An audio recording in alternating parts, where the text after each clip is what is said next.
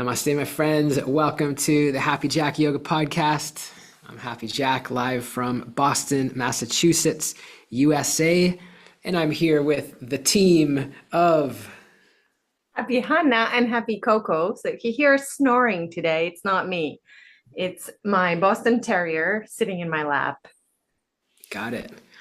Yeah, well, we're back. We're back for our weekly check-in after doing basically daily, doing daily episodes with the Bhakti Yoga Conference. Now we're back into this rhythm and it feels good. I feel like I'm feeling like I'm coming after like a bit of a crash after that amazing event. I feel like I'm bouncing back up and ready to bring some high vibes. But I'll tell you what, there's been some action this past weekend here in Boston. It was the Boston Marathon happening and did you know, Hanna, I ran in the Boston Marathon. I Did did you know not that? know that, but somehow it doesn't surprise me. Yeah. Now I can't say that I ran the entire Boston Marathon. That would not be accurate. But I was going to catch an Uber the other day, and I was like standing outside the ashram waiting for the Uber, and I tried like three different Ubers, and they just weren't able to get to me. And then I realized there's a marathon happening very nearby, and so none of the cars could cross to come to pick me up. And even if someone did pick me up, we wouldn't be able to get back across. So anyways, I walked up to the road where the marathon was happening, and these, endless, because this was the start of the marathon. So it was just like endless numbers. There for sure thousands, like a lot of people were crossing. And so I was kind of like waiting and waiting and realizing this is going to take 20 minutes or something. And I had a call to get to. I think it was Sunday satsang I was coming to. You were on a spiritual marathon, Happy Jack. Just be open about it. Yeah, I guess I could have just kicked back in the grass and enjoyed. But I thought, I had my backpack on, I had my lunch bag in my hands, and I figured, you know what, like I'm a runner. I think I can handle this. And so I started running with them, and then slowly worked my way across, like three lanes of traffic, like three car lanes, which a ton of runners, and thankfully didn't cause any collisions. And got to the other side, was able to call an Uber and made it. So although it was, maybe 100 meters, I ran in the Boston Marathon. That's a historical moment. That's amazing. And so you had to cross where they are running. So you did something, I'm assuming illegal, because I'm sure you're not really allowed to go and run between them, or how does that work? That's a good question. I didn't think that through. I don't know. I'm sure I'm not going to go to jail, but probably it's not encouraged to have people, running, in the middle of the marathon. But it was quick. It was fast. I got through. Yeah, and your sister told me that actually Boston Marathon is a really intense one because you have to qualify to Yeah. even get to run. So I'm sure that you are qualified. Clearly, Yeah. you are qualified. I Yeah, love you could it. tell they were fast. In fact, I sent a little video clip to my family, and that was my sister's comment, like, "Man, that they are fast runners." So basically, but I was able to at least be able to get across. So that was fun. And then it was a great start to the week. Yesterday was Monday. Of course, the very first class of the day or of the week is always our leading music and ritual class. And I got to do a final presentation for that. So I got to lead some mantra. We were chanting the Maha mantra together. I got to tell, some version of my opening speech again from the grand finale, and just bring people together in community. And it was beautiful, and just for me a reminder of this is what we love to do. Because even though it wasn't a typical environment, right? It was a bunch of non-yogis, not non-traditional yogis. But once we got singing together and sitting in a circle, and I got them down into frog pose, and we sang, "Don't worry about a thing," and we sang, and then we sang the Namaste song. I shared the song that I wrote, "Lead with Your Heart," ended with like, all of the different, some of the nice different elements that I like to include in a yoga class. And at the end of it, seeing everybody sit up, and again, this one girl, Kaylee, she said the same thing a month ago when I did something similar. she said, normally I would never do anything like this. Like, I'm not a yogi. I'm not into this. This is way out of my comfort zone. But there was something about the way that you showed up. And although you were taking me out of my comfort zone, you did it in such a joyful, playful, fun way. And I felt comfortable doing it and it was okay. And at the end, and now I'm really glad that I did it. I don't think she's going to become like a regular yogi, but just like hearing that feedback, and that's the kind of feedback we hear when people come to workshops or retreats and trainings. And it's just like a reminder of like, oh yeah, this is what we love to do. This is what we were made to do. And so that was a fun start to the week yesterday. Nice that you're keeping up with the Happy Jack Yoga tradition, um, Yeah. and you're seeing the impact of it Hmm. in real Yeah. time. It was a good helpful reminder. And then I had, as soon as I finished that presentation, like I literally thanks, namaste, and I ran out the room and ran to the next Harvard Divinity School building, and I had to give another presentation, which was my final thesis.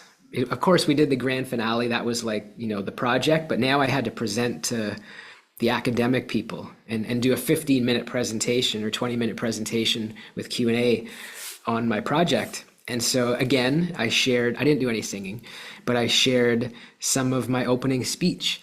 And what was a great reminder for me is understanding who your audience is, right? So it's like when we're talking to our yoga community, they're digging it, they're into it. They want, Sarah's the one who said, "We want to know your story, Jack," right? So then I shared the story, and people are engaged.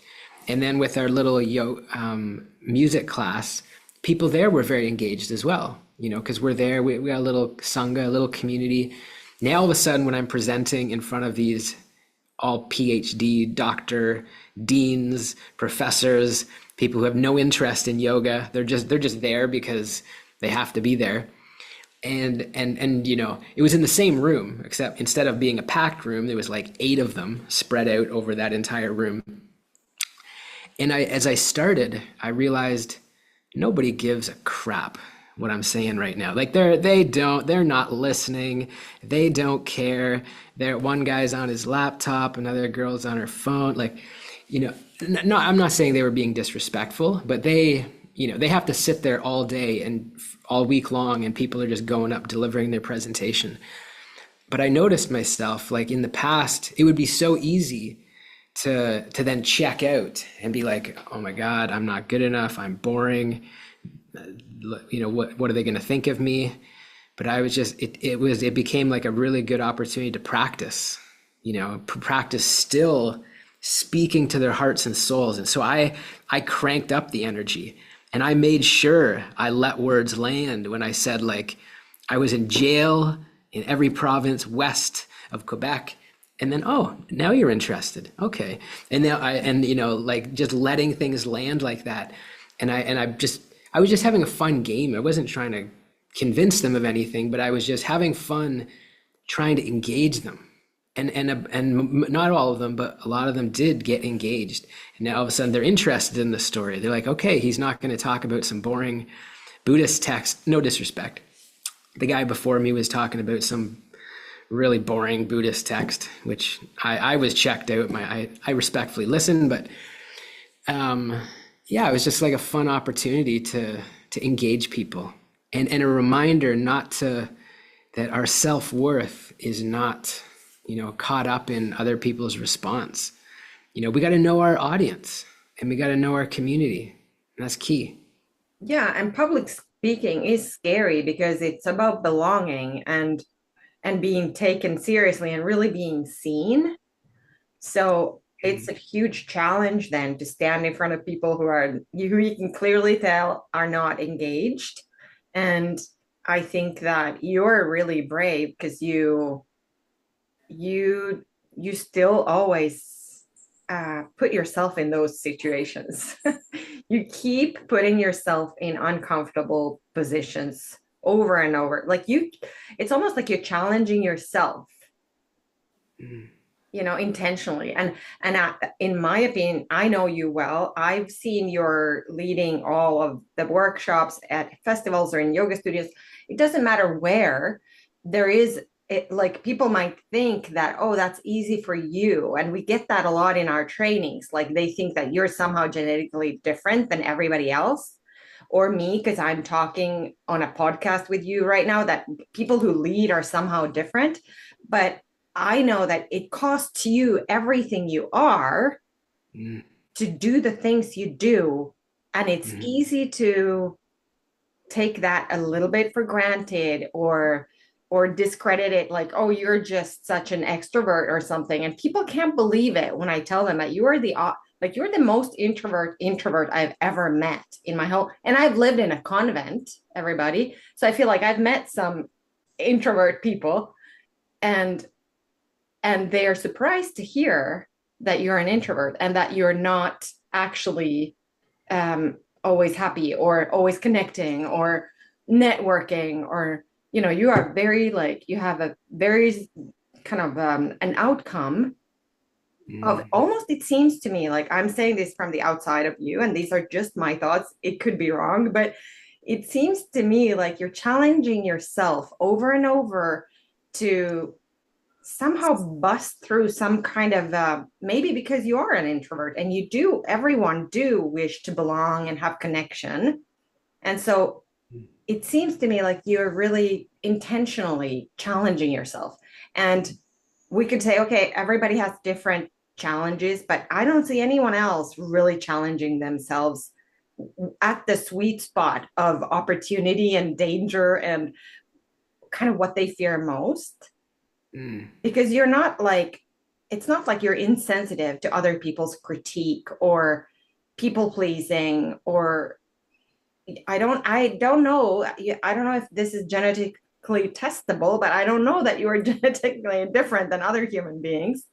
But there's something in you that doesn't settle, that is always almost like challenging yourself in creating connection. And then you challenge everybody else as well in your workshops, in your work, Mhm. right?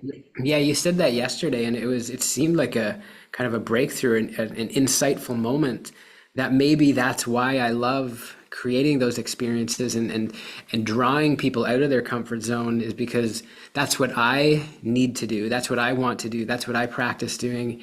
And it's true. Before every workshop or festival or conference, in one way, it's like the most uncomfortable thing. You see me, Hanna. I'm worried about my voice. I gotta take a nervous pee like 10 times in the hour leading up to teaching. And my whole body is like just exploding with signs that I'm like, alarm bells. I'm like out of my comfort zone. Danger, danger, be careful. And and yet this is what I keep signing up for. And yet after it is so rewarding and so fulfilling. But it doesn't, 15 years in, it doesn't, I wouldn't say it doesn't get easier, but it doesn't go away. Right. And it's almost like this challenge that you kind of put yourself into. It's like sometimes I think of it as parents or as adults, we become the adult we would have needed ourselves when we were little.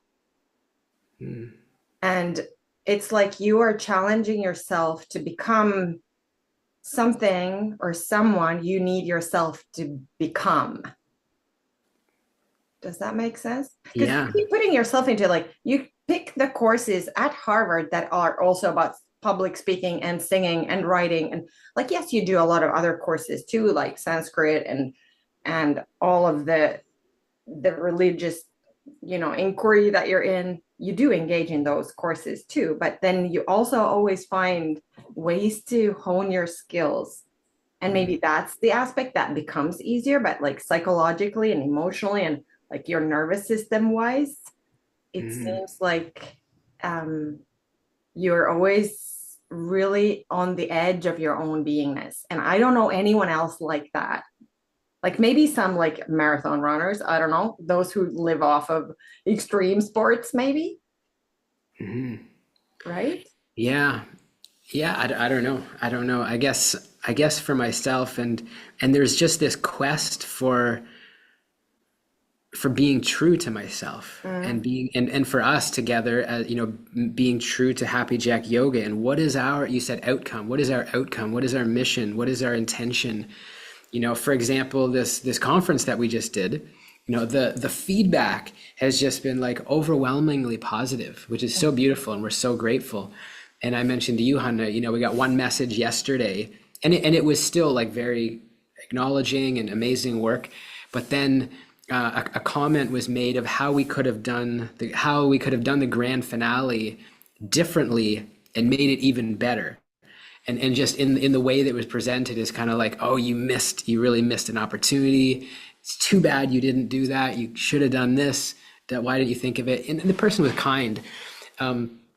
But then I think back to conversations that we've had and conversations that I've had with Dunya, my therapist.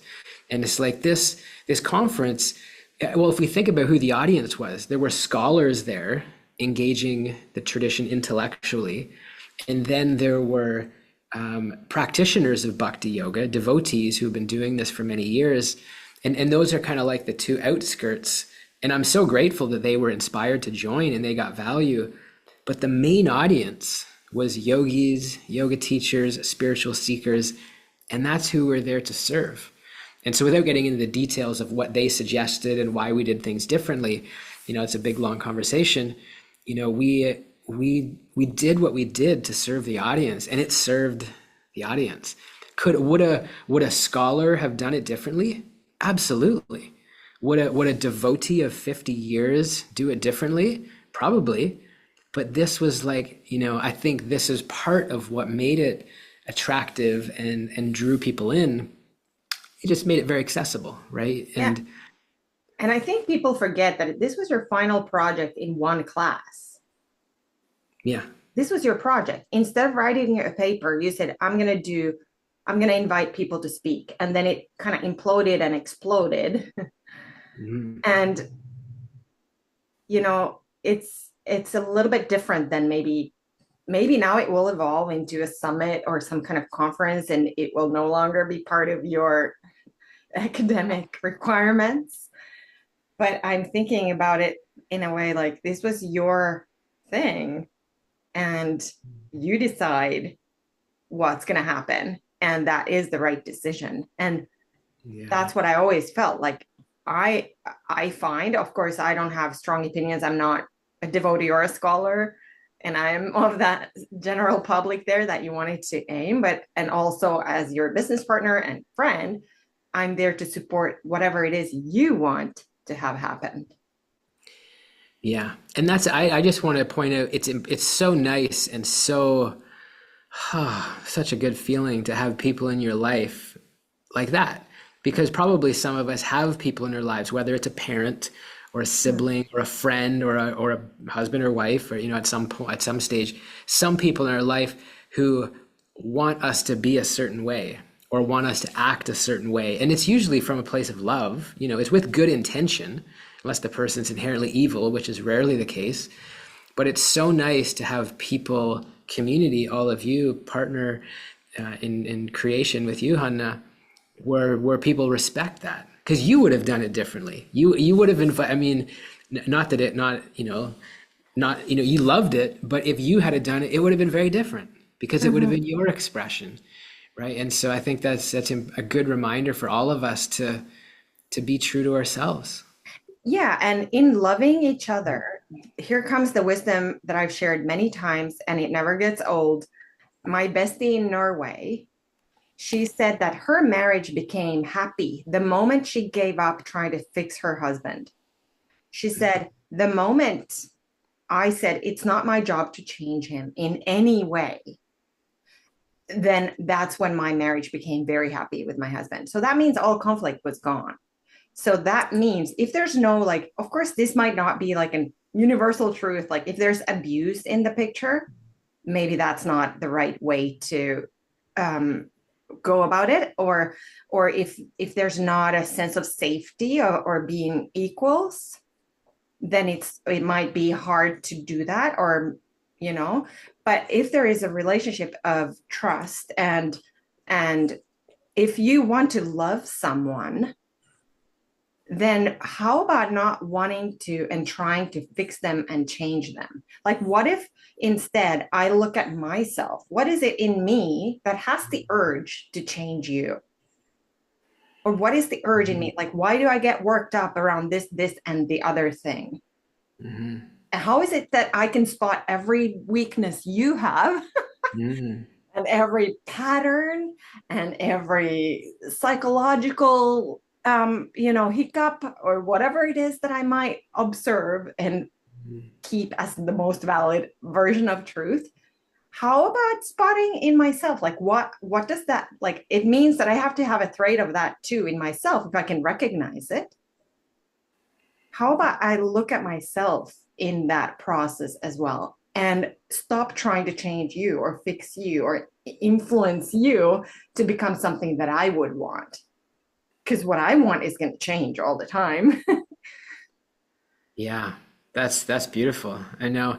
Do you It's think hard to is it? live. It's a kind of a practice to Yeah, remind oneself of.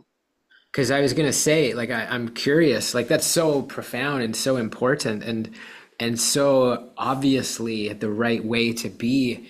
Do you think is it harder to actually be that way when you're in the relationship? Like, as you started saying that, I was thinking, how come we never got to that, hun? How come we never asked, the moment but I say that jokingly because actually we did. And through our uncoupling and through our recreation of a relationship, we actually did stop trying to fix each other. It also just happened to mean, not no longer being in a relationship.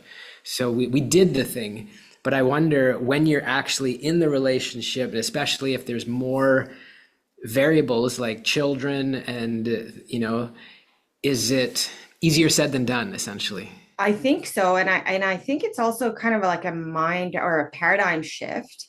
I think a lot of parents do this with their kids too, and without knowing it. Like, that's what I think about how the paradigm here shifts is when you become aware of it. Like, oh, it's an option not to manipulate people. It's an option not to wish that they were different. Just a little, that one thing that always nags me or irritates me. What if that wasn't my job to fix? And I think it to take it one layer deeper is, and what I've been thinking about recently is like,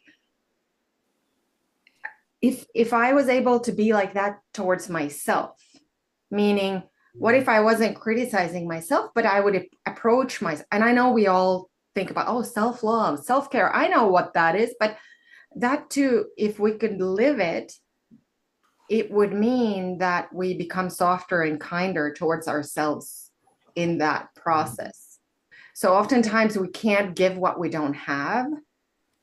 So these things, I think, kind of like in Buddhism, they say that the wisdom, there's like that balance of the both wings of the bird. I think here too is how willing and able am I? How can I be less self-critical? Right? That's a big part of your practice, Jack. Yeah. And then when that happens, it frees up that tension.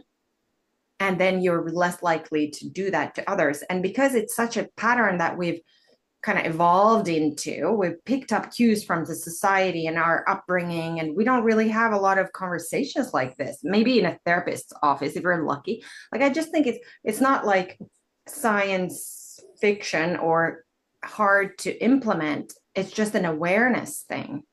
Now that we're aware, how Yeah. can I implement this? How can I practice it? When I catch myself judging myself looking at my Zoom picture there, like, whoops, I didn't have time to fix my hair. Well, I'm still lovable. I'm still able to contribute. Like, I'm not going to let that stop me, my inner conversation, from creating a heartful connection with you, Jack, and everyone on the call and everyone listening.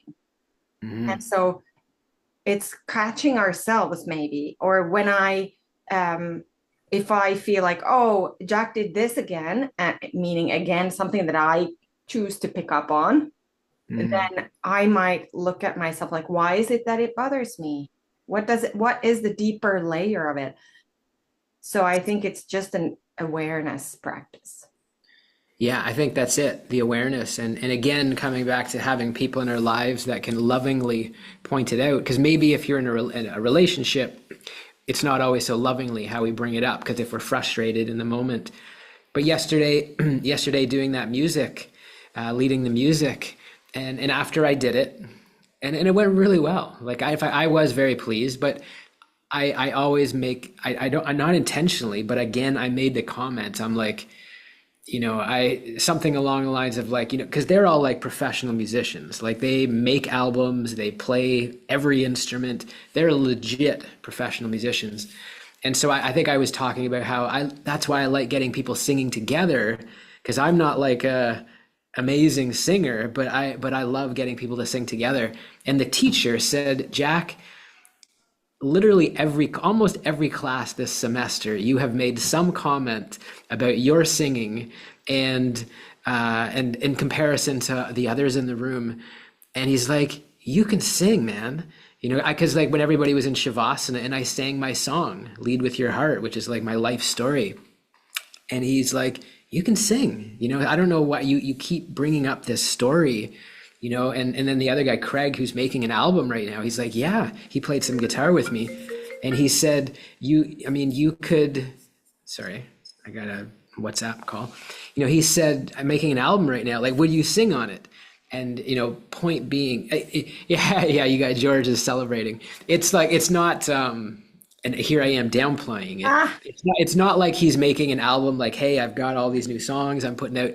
For his final project, he's making an album and getting different HDS students to sing on it.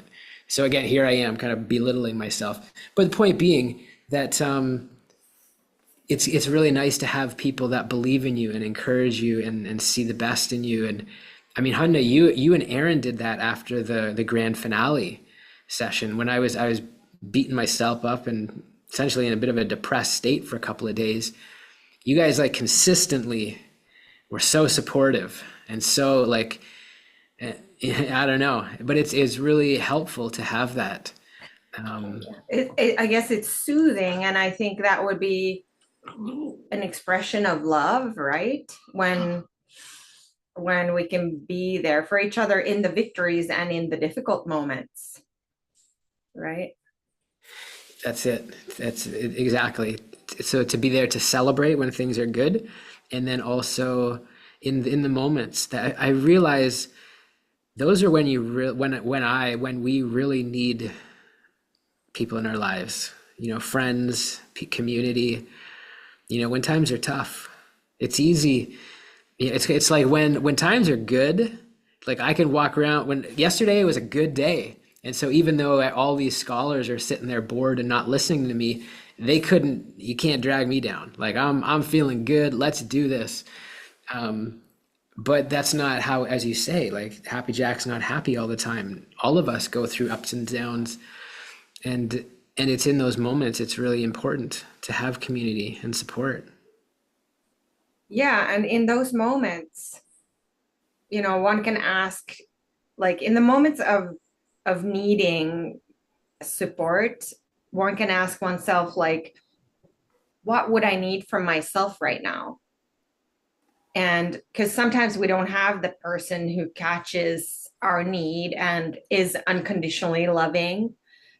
But to come back to how we can practice it on our own is asking, like, when there is a sense of dissatisfaction or disappointment or judgment towards oneself.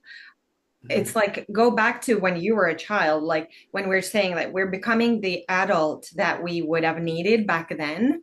We often have those same scenarios play up in our adult life. We're just better at masking them. And in a moment of, depression or judgment or insecurity or anxiety, a good question could be, what can I give myself right now? What would I need from myself?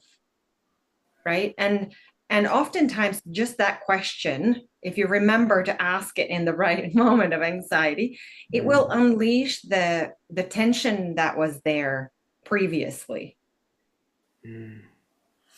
Yeah, it's important to have those kind of questions that can shift our focus, because I know just since yesterday, since this individual sent an email with feedback of how I should have done my final project differently, even though they were trying to be helpful and loving, I found myself sometimes getting into like defensive states. I'm here, basically the last 24 hours, I've been defending my position to myself, and it's like, so sometimes I'm like, yeah, I was out for a run this morning and I'm like, I don't want to think about this anymore. There's like beautiful trees and these flowers are white and pink and blossoming everywhere. And Mars told me on the weekend to feel grateful. And so I'm just like, what can I be grateful for? And so just having different ways to shift our focus away from whatever it is that we're caught up in.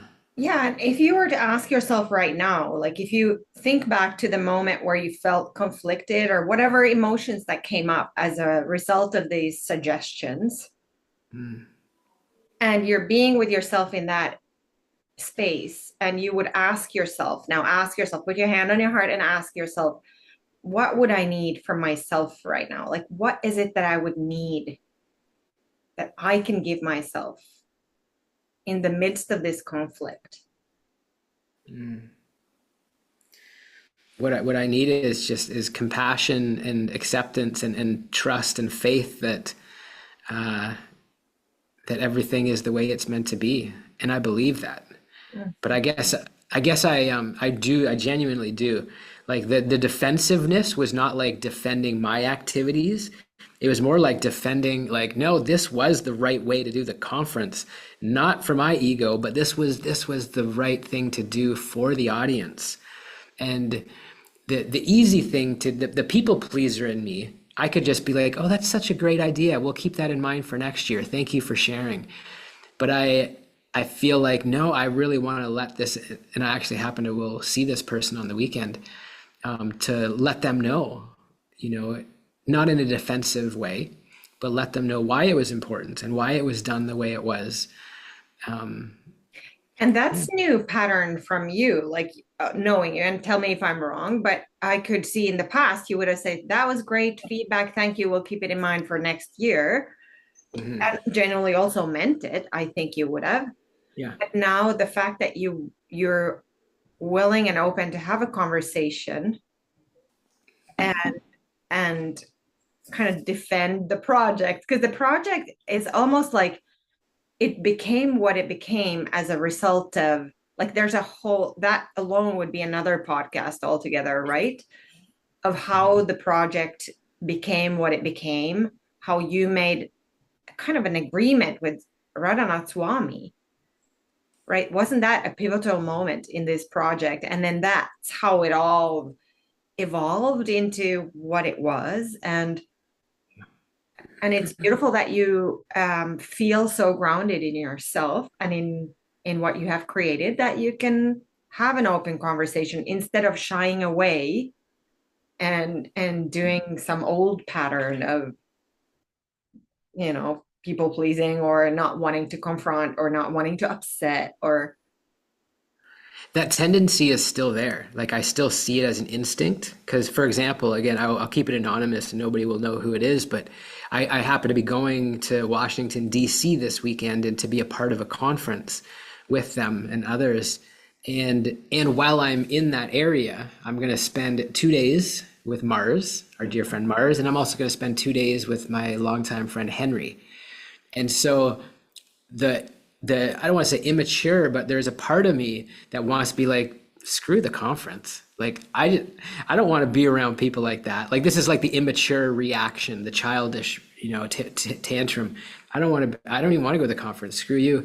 I'm just going to hang out with my friends. Cause actually and we're going to do some masterminding. We're going to be inspired. We're going to come up with new vision. Like it's going to be amazing. And it would, and I'm still almost open to the idea because it could be more valuable than this particular dialogue. But I probably won't, because that is the main reason I'm going there. And there's probably something for me to learn and to grow, and even just to have this conversation, not as a confrontation, not as a defensiveness, but as a way to. Because actually, again, keeping it anonymous, but this isn't the first time that the individual that has had critical feedback of my project, of this conference. In Without the being last, asked. without being asked, like just, but last time when I explained my reasoning, they were like, "Oh, you know that, okay, I really see what you're doing. Thank you for explaining." And I think after I explain all the details here, they'll see why we did what we did. And Mhm. so that's, I guess that's like a more mature response versus like fight or flight, Yeah. right? Fight, argue, or flight, just people please, give up. Yeah. It's like there's a rupture, and this is an opportunity to create kind of a closure and, bring you guys back together in a way that Yeah. is more satisfying and more beautiful. You can come closer as a Yeah. result of a good conversation. Yeah, I guess that's the thing too, because this individual has been very helpful on my bhakti journey at moments, like really, really helpful. It happens to be a woman, and so being a woman, it like had some really helpful conversations thinking about my mom, and so to just throw all that away, as they say, throw the baby out with the bathwater, just because one trying to be helpful comment, you know, and so yeah, like I would want to reestablish that relationship, and so that can go. And again, it doesn't mean I've got lots of faults. I Mhm. know that. And even if I can see a particular pattern if I can see a particular pattern in other individual, like you said, you can see patterns in me, even if there's truth to some of those patterns that are not so ideal. It's what's most important is turn the lens on ourselves. How am I being? How can I show up? How can I, that's actually one of the principles of bhakti yoga as a devotee, is to take no offense. Like no matter what, even when we are truly offended, like even when somebody truly is offensive towards us, our practice is to take no offense. That doesn't mean that we let people walk all over us, doesn't mean we associate with people that are not so kind, but the reality is the practice is to just not be offended by others. And it comes down to non-attachment and non-expectation and humility and tolerance and respect. And that's the practice. Yeah, it's almost like there's different layers of meaning. And if we are willing not to take offense, we move to a different like level of awareness and consciousness um where we refuse to be put down, but not over, like it's not an energy battle, but it's a willingness to be really humble and learn from it instead of Mm, buying into old patterns. I love yeah, yeah. That's a good practice. Mm, yeah, for all of us. I saw Sue just wrote in the chat, she wrestles with it all the time, and it is something. It is an ongoing, lifelong practice. Mm. But I feel like, I don't know, what I'm getting from this conference experience is, and from this conversation here, is being true to ourselves and doing what feels right, and kind of listening to the signs. And one sign, putting this one little critical message aside, there's been like overwhelmingly positive feedback about the Bhakti Yoga Conference. And so many people are like, I wish this never ended. Why does this have to end? How can this continue? And of course, we know we're going to do it again next year. But actually revealing to you all now, our friends and family and community, something we're going to do next month. So for the month of May, we were going to jump into, I think we had to schedule leadership, confidence, and voice or something, and that will come. But what we're going to do is we're going to, the month of May, we're going to have a weekly satsang call specific for the Bhakti Yoga Conference. Because essentially for 2 months, we just got lectured to, or we observed interviews from our speakers. But there wasn't, other than, a few questions, Sarah and George got some nice questions and others did as well. It wasn't like a satsang community, reflecting on the speakers and sharing, asking questions, discussing how can we actually implement this into our lives as parents, as business owners, as teachers, as musicians. And so, and also basically to fulfill the entire experience of the 25-hour course. So we can let you know. I don't have the dates in front of me, but basically 4 Tuesdays in the month of May, right 9 a.m. right before the podcast, we'll have a satsang call. And so we'll invite the whole conference community to come in.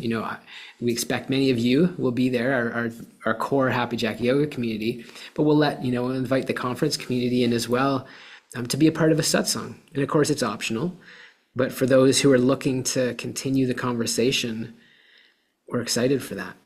Yeah, I love it because it's a way to actually integrate the things that we learned and the wisdom that has been offered to us. And like you said, like see how we can apply it into our own selves and into our own lives. So I love that now there's going to be a bit of a longer time to go through the content again, discuss it together, and at the end, if you like, you can get certified. You can get a 25-hour teacher training certificate. And this is open to everyone. So you don't have to join Happy Jack Yoga to do this. Yeah. Yeah, we're doing this as a special normally these kind of experiences are for, members of the university. But for this one course, since the whole conference was free and available worldwide, we're going to open up the satsang calls for this course to experience it for those that want to earn the Yoga Alliance certification. Yeah.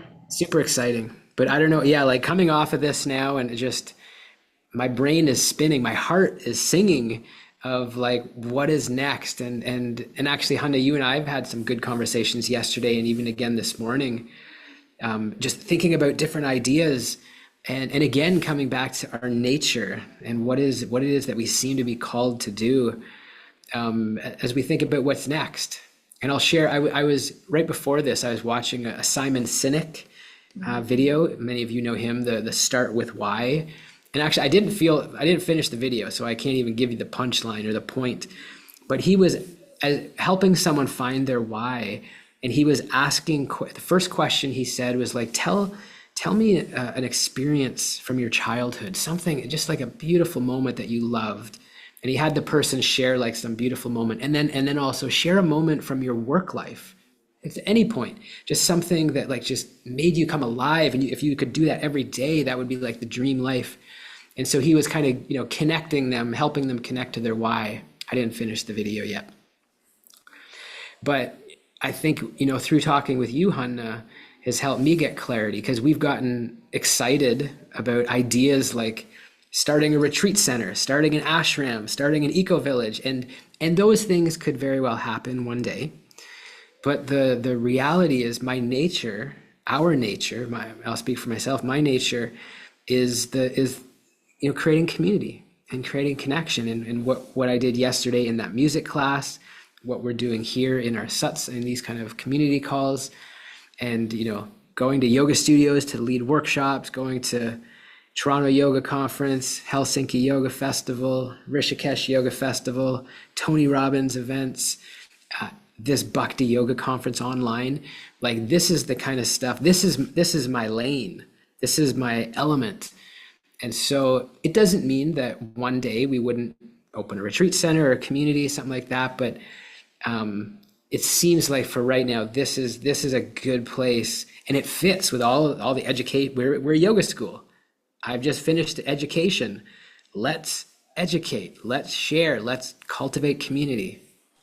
Yeah, and I love that. And in finding your why, I was thinking also about like what would be the way for you? Because I just previously on this podcast, I said, you're so good at challenging yourself. You will always put yourself in such challenging positions, like teaching at a yoga festival. I would too, but I guess for you, there's more charge in it somehow. Not that it's easy for me. I have my moments as well, but like just to kind of turn the question back to you again, like what is the little voice inside of you saying, and maybe you can't kind of articulate that right now here, I put you on the spot, but the part of you that creates those challenges for yourself, that wants to create something? Like, what is the little urge inside of you? What kind of shape would it take? What would it choose? You know, like, you know what it feels like to be in front of thousands in the Tony Robbins kind of leadership capacity. You've done that many times. Is that a challenge still of the kind of caliber that you usually end up putting yourself into? Do you know what I mean? Yeah, yeah, it is still a challenge for sure. Um, so what did you say your question I'm again? saying, like, the urge, the creative force inside of you Mhm. is gonna want to create again and Yeah. wants to evolve Happy Jack Yoga as a movement. And now you were saying, like, all the things we've done, we love doing, like leading programs, being teachers, facilitating workshops in yoga festivals or for others where it aligns, like Tony Robbins. These are things we've already done and Mhm. love doing. That's what you said now. And I'm wondering, then you challenge yourself with Harvard. You wanted to get an education in yoga to bring more, what's the word you use? Integrity Integrity. to our teachings. Yeah. So what is the next thing that would challenge you? And I know you're intending to do some work around this next weekend and ongoingly inside of you. Mhm. I think there's an inquiry now. It sounds like there's a process inside of you where you're asking yourself what's next, because this chapter came to a close. Harvard is over, and Happy Jack Yoga now has the integrity of your education and mine, and the experiences we've had also inform who we are today as a yoga school. And what I'm hearing Mhm. you say is that we want to keep being a yoga school because we love being teachers, Mhm. right? And though somehow it seems like there's a shift coming, Mhm. and we don't really know yet what it is, but we know that it's going to involve us teaching. Yeah. And what's the platform then? What would be um the because before we went online, we were in a in-person yoga school. We didn't have a location, but we would rent retreat centers and travel the world. We knew we had to go online, but we tried to avoid it because it's uncomfortable to be in front of the camera. Then COVID trained us to be in front of the camera, like here on Zoom. And now we've built up a business online and it's been fantastic. We've had such a great time. Then you went to Harvard. That was fantastic. It brought us so many gifts beyond what we can maybe even name right now in terms of spirituality and guidance and integrity. Mhm. What's the next quantum leap for us? Is something, it's a question that we might have to live to find the answer. Like, we have to live this question Mhm. in order to be able to answer it. Yeah. Yeah, you're exactly right. That's what's got to happen. Because, I mean, here, like I'm Libra, right? Birthday's October 12th. I don't know much about signs, but I know that I struggle with balance. You know that I've struggled with that. And so, because sometimes I could be convinced, it's like after being so busy, what sounds really appealing to me is like going and being a hermit out at my family home in Canada, right in the middle of nowhere, on the lake, in the nature, and basically my association is going for swims with my brother. Keeping it real simple. So after being so busy, part of me is like attracted to living a very simple, humble, modest life. And that's not a bad idea. Like that could be a very fulfilling, beautiful life. But then of course I have that Libra extreme, which showed up in my drinking, my eating, my everything at different stages of life. And that's when it's like, well, you know, let's go all in. Let's do something big. What's the biggest thing we can do? And then maybe that's where I start getting excited about creating an ashram or a community or retreat center, an eco village. And that obviously would be a beautiful, powerful experience as well. But that would be like huge, right? And that would be more than a full-time commitment. It's kind of like I overcommitted myself intentionally, being a Harvard student and running Happy Jack Yoga. That would be, I think, even more so, like starting a retreat center and running Happy Jack Yoga. So I just got to be honest with myself. And actually, the ashram leader here yesterday, he said, well, why don't you just start small? Like, why don't you just open a yoga studio? Mm. And then I actually explained, well, we've written a business plan to open a yoga studio, and kudos to many of our students who have done that successfully. But when I ran the numbers, it's like it's so much more, economical. There's so much more effective for so many beautiful benefits doing what we do online. So as I'm like explaining to him why it's not a good idea for me to open a yoga studio, he's like, well, consider a retreat center is, kind of that times 100, Yeah. kind of thing. And so again, not saying that any of them are bad ideas. It's like, just know what we're getting into. And it seems that my nature, it seems to what I'm called to, is what I love most. And probably because it fits, you said I'm an introvert. It's like I love this. I love being on a Zoom with you guys, and I want to meet in person a few times a year, and even more than that sometimes. But I think that creating this community, making it accessible, doing online courses and trainings and conferences, and balancing that with getting back to Finland, my mom's roots, getting back to all of our students there, coming over to the UK, getting around the world, and teaching and connecting. I feel like that's and also part of that. And again, this is still a living question, so I'm not giving the right answer. I'm just like making stuff up right now. Part of it also is more spiritualizing, I feel, the work that we're doing and I'll say in a very accessible way, because I know we got yogis on the call who were a part of the Bhakti Yoga conference, and they didn't connect so much with Bhakti, and that's okay, right? Like we're not trying to shove Bhakti down anybody's throat. We're just sharing, I'm just sharing what's working for me right now, what's inspiring me. So I think to be true to myself will be bringing more of spirituality, bringing more Bhakti into my teaching and way of being and all of that, but always in a way that's very inclusive, so that our Buddhist community, our atheists, our Christians, our Muslims, everybody can come together, feel seen, valued, respected, heard, equal, but we can all be our own authentic selves. So that's just a bunch of random stuff.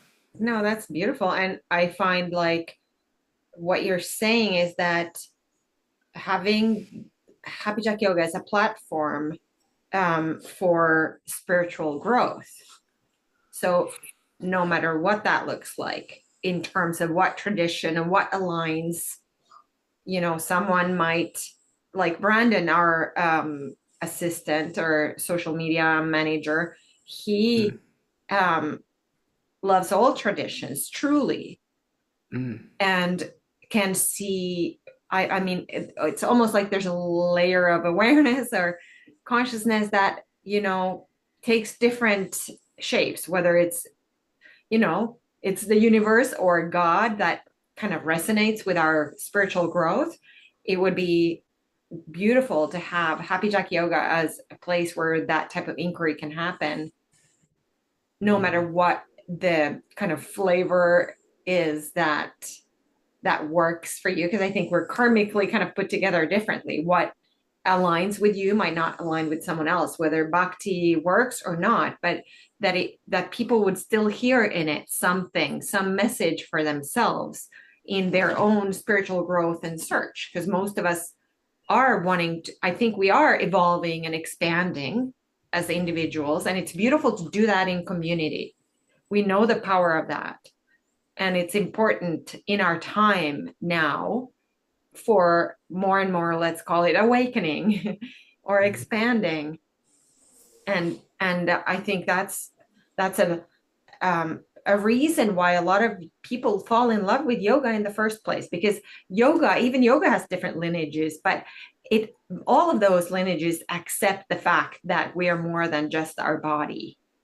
And to explore that question, everyone needs to have their own experience in order to know what that really means for them. And I love how he said, this is a living question. That's what practice is. It's a living question in us organically asking ourselves these questions that only you can answer for yourself. Mm-hmm. And in that way, we are alone in our life experience. But when we're in community, we can there's like more oomph to each of us to expand and evolve. Yeah.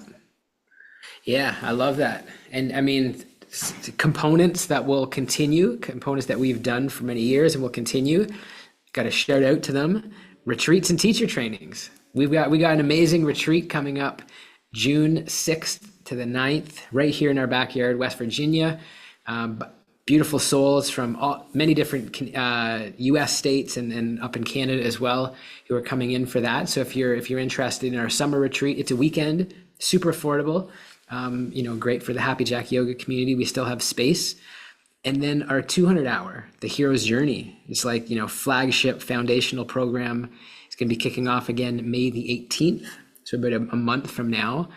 And even for those who don't necessarily want to become a certified yoga teacher, it's just a transformational program that, I led the call for the 200 hour, and just hearing, we were talking to Ramiro, the young boy who is Spanish, but lived many years in the Netherlands and Denmark and now UK, very international. And he was like, I've been on this journey for some time, kind of fitting it in with his studies and his dance that he does. And he's like, I just read the integrity letter for the first time, because it's been on my desktop for like 2 years, and I just read it, and like, wow, how powerful that is to like understand integrity and to see how that shows up in our lives. And it's just so rewarding and fulfilling to go on that hero's journey with the community together, and then ultimately be able to celebrate at the end. So if you're listening and you're curious, send us an email, info@happyjackyoga.com, and join us. Join us for the 200 hour hero's journey. Join us for the summer yoga retreat, Bhakti Immersion in West Virginia. Our friend Wendy from Xenia, Ohio just confirmed she's going to be coming for that. That's fun. As well, we got Danica and Cece who are on the call here. They're going to be at that retreat. But yeah, beautiful conversation. Thank you for the reflections and dialogue, Hanna. Thank you. Thank you for sharing and for being brave, always opening your heart to everyone on public platforms. That's Yeah, great. isn't that funny, eh? Like introverts, you gotta like be alone, but then okay, sharing deepest, darkest secrets publicly. Like we're different. We're all just, you know, people in my life. Anyways, yeah, we gotta be true to ourselves. We just Yeah. gotta be ourselves. So Mhm. thank you all, yogis, for being here. Excited to continue the journey. Live yoga tomorrow, Wednesdays, 10 a.m. with Hanna. If you want to get on your mat, do some asana. Thursday, business of yoga. Again, this is for members of the community. Get to support you in growing your yoga business, and many calls on the weekend. So let's make it an amazing rest of the day. Sending the love. Namaste. Namaste.